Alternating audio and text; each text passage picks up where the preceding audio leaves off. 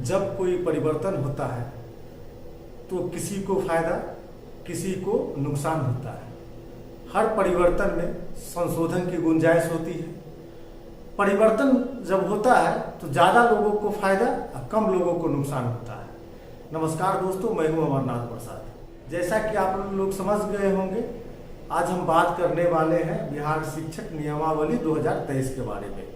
दोस्तों, जैसा कि आप जानते हैं कि बिहार शिक्षक नियमावली 2023 में राज्यपाल का हस्ताक्षर हो चुका है, वह अब अधिसूचित हो चुका है, कानून बन चुका है। इस बार से बिहार में शिक्षक की बहाली के लिए बीएड प्लस सीटेट पास होना अनिवार्य है। उसके अलावा बिहार का अस्थायी निवासी भी होना चाहिए। उसके बाद आपको एक परीक्षा देनी होगी। दोस्तों, हो सकता है कि कुछ लोगों को इस पर आपत्ति हो सकता है कुछ लोग इस पर खुशी जाहिर करते हो।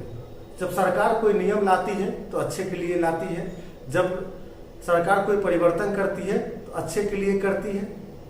यहाँ लोकतंत्र है, विरोध करने का भी सबका अपना अधिकार है, लेकिन सरकार के सामने जो जरूरत होती है सरकार उसी के हिसाब से निर्णय लेता है। दोस्तों सोचिए, कोई छात्र अगर बीएड में 90% मार्क्स ला रहा है और 5 बार में सीटेट पास कर रहा है तो क्या उनको 90% 90% मार्क्स मिलना उचित था?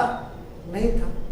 दिल्ली यूनिवर्सिटी के कैंपस में एक बीएड कॉलेज है, उसका टॉपर जो होता है वो 60 से 62% मार्क्स लाके हो जाता है। उसमें से जो छात्र बीएड करके निकलते हैं, सीटेट पास कर जाते हैं, उनको दिल्ली के प्राइवेट स्कूल में 60-70 हज़ार मंथली का पैकेज मिल जाता है। अगर वहाँ का छात्र बिहार में अगर शिक्षक की बहाली में अपना भाग आजमाए, अगर पहले के नियम के अनुसार बहाली हो तो उनको नौकरी नहीं हो सकती है, जबकि पूरे इंडिया का 1 नंबर का कॉलेज है। तो कहीं ना कहीं सरकार को लगा कि मार्क्स के आधार पर जो बहाली हो रही है उसमें कुछ खामियां हैं, उसको बदलना चाहिए। तो सरकार ने एक प्रतियोगिता परीक्षा का आयोजन का प्रावधान कर दिया। इसलिए आप लोग को दुखी नहीं होना चाहिए। अभी जितने बिहार के छात्र हैं उनके सामने अवसर है बिहार में शिक्षक बनने का। जो बीएड पास है, सीटेट पास है, उनके सामने अवसर है शिक्षक बनने का। और सबसे अच्छी बात इसमें है कि आपको वेतनमान मिलेगा। अब हम बात करते हैं कि आपको करना क्या चाहिए। दोस्तों, अभी 3 तरह के छात्र हैं। अब बोर्ड पे आपको हम समझाते हैं। एक छात्र वो है जो आंदोलन कर रहे हैं, दूसरा वो है जो आंदोलन नहीं कर रहे हैं, और इसमें 2 तरह के छात्र हैं। मतलब टोटल 3 प्रकार के छात्र। एक है जो पढ़ाई जिसने शुरू कर दी, और एक वो छात्र है जो इंतजार कर रहे हैं कि सरकार क्या निर्णय लेती है, बाद में जाकर उसके अनुसार तैयारी करेंगे। तो दोस्तों, जो आंदोलन कर रहे हैं उनका अपना पक्ष, उनको छोड़ दीजिए, वो 1% से भी कम लोग हैं। आप जो 99% से ज्यादा जो छात्र है उसमें 2 तरह के हैं। कुछ ने पढ़ाई शुरू कर दी है, कुछ इंतजार कर रहे हैं कि आगे क्या होगा, उसके बाद हम तैयारी शुरू करेंगे। तो एक बात जान लीजिए, इनको नौकरी नहीं होने वाली है। जिसने पढ़ाई शुरू कर दी है उनको नौकरी होगी। अब मेरे परिवार में भी बहुत सारे लोग हैं जो बीएड और सीटेट पास है। आपको बता दें कि उन लोगों ने तैयारी शुरू कर दी है। ऐसे अभी बिहार सरकार यह क्लियर नहीं किया है कि एग्जामिनेशन पैटर्न क्या होगा, सिलेबस क्या होगा। आप जानते हैं कि आप मिडिल टीचर, प्राइवेट टीचर के लिए अप्लाई कर रहे हैं या टीजीटी पीजीटी के लिए अप्लाई कर रहे हैं, तो कम से कम वहां तक तो सवाल पूछा ही जाएगा। अगर आप टीजीटी में परीक्षा दे रहे हैं, सोशल साइंस है आपका, तो वहां से सवाल तो आपको पूछा जाएगा। तो अभी आप बिहार टेक्स्ट बुक तो पढ़ सकते हैं, क्या दिक्कत है पढ़ने में? सरकार जब सिलेबस देगी, पैटर्न देगी, वो छोड़ दीजिए। आप अभी से तैयारी शुरू कर दीजिए। इस इंतजार में मत रहिए कि सरकार कोई निर्णय बदलने जा रही है। जब सरकार कोई निर्णय लेती है तो सोच समझ कर लेती है। पूरी कमेटी रहती है, आईएएस की कमेटी होती है, पढ़े लिखे लोग कमेटी में रहते हैं।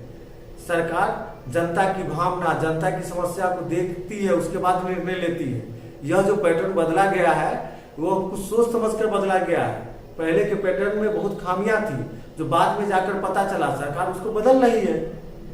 उसमें थोड़ा मोड़ा कभी संशोधन हो जाए, लेकिन सरकार इस नियम को बदलने वाली नहीं है। आप इंतजार घर पर बैठे बैठे नहीं करें, नहीं तो आपने तो 2 लाख रुपया देके बीएड किया है, 10,000 रुपया देके सीटेट का कोचिंग किया है, उसके बाद आपने सीटेट पास किया है, तब इंतजार करेंगे तो आपका पैसा डूब जाएगा। 3 ही अटेम्प्ट मिलने वाला है बिहार शिक्षक की बहाली में, 3 ही बार परीक्षा दे सकते हैं। चुपचाप शुरू कर दीजिए। आप लोग सभी लोग 6 से लेकर 10th तक की किताब पढ़ना शुरू कर दीजिए, तभी आपको नौकरी हो सकती है। कंपटीशन बहुत टफ रहेगा, एक बात जान लीजिए।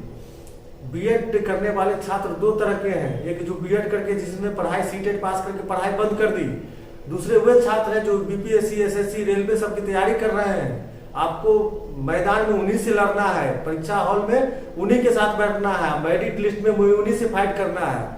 वो लोग बहुत ज्यादा सवाल सही करके आएंगे। इसलिए जो लोग बीएड या सीटेट पास हैं, चुपचाप तैयारी शुरू कर दीजिए। किसी गलत फहमी में मत रहिए कि सरकार कोई नियम बदलेगी, कभी नहीं बदलेगी, क्योंकि सरकार समझती है। देखिए अभी का जो दौर है लोकतांत्रिक दौर है, लोकतंत्र का जमाना है, और सरकार जब होती है तो जनता द्वारा चुनी जाती है। जनता की भावनाओं को ख्याल करना रखना उसकी मजबूरी है और जरूरी भी है। आम लोगों में यह धारणा चली गई थी कि शिक्षक सही से पढ़ाते नहीं है, सरकार को भी अपने नजर आ रही थी, इसलिए इसमें कोई परिवर्तन नहीं होने वाला। आप लोग एग्जाम की तैयारी शुरू कर दे, सिलेबस और पैटर्न आएगा तो हम फिर एक बार वीडियो बना के बताएंगे कैसे पढ़ना है। हम आपसे रिक्वेस्ट करते हैं कि पढ़ाई शुरू कर दे। आप सबसे पहले हम बार बार बोल रहे हैं कि यह साइंस के छात्र हैं तो 10th तक साइंस पढ़ ले, सोशल साइंस के छात्र हैं सोशल साइंस की बुक पढ़ ले। उसके अलावा पीजीटी में आपको टीचर बनना है तो जो आपका सब्जेक्ट है उसको डीप में जाकर पढ़े, गहराई में जाकर पढ़े। पढ़ने के लिए बहुत है, सरकार नोटिफिकेशन निकालेगी, बहाली ले लेगी, बहुत जल्द बहाली होने वाली है। आप किसी भी गलत फहमी में न रहे। अगर जितना आप लेट करेंगे समझिए उतना ही आप असफलता की ओर अग्रसर हो रहे हैं। इसलिए तैयारी शुरू कर दे। जो अच्छे छात्र हैं उन्होंने तैयारी शुरू कर दी है, कम से कम वो बिहार टेक्स्ट बुक तो पढ़ना उन्होंने शुरू ही कर दिया है। आप किसी कोचिंग से किसी संस्थान के भरोसे नहीं रहिए कि हमको पास करा देगी वो संस्थान, क्योंकि आप कम समय मिलेगा तो कोई कोचिंग संस्थान में भी सिलेबस कवर नहीं हो पाएगा। सिलेबस बहुत ज्यादा विस्तृत है। अगर चिल्ड्रन साइकोलॉजी इसमें जोड़ दिया जाएगा, जो संभावना भी है, तो और टफ हो जाएगा। इसलिए अभी से पढ़ना शुरू कर दे और पढ़ाई जारी रखें। आगे जो परिवर्तन होगा देखा जाएगा, कोई दिक्कत नहीं है। आप सिर्फ शिक्षक बनने के लिए नहीं आए, तैयारी अच्छी रहेगी तो बाद में बीपीएससी में फाइट कीजिएगा, कोई बड़ी नौकरी में फाइट कीजिएगा। तो बस हम आग्रह करते हैं कि आप तैयारी शुरू कर दें। हमारी शुभकामनाएं आपके साथ। बहुत बहुत धन्यवाद।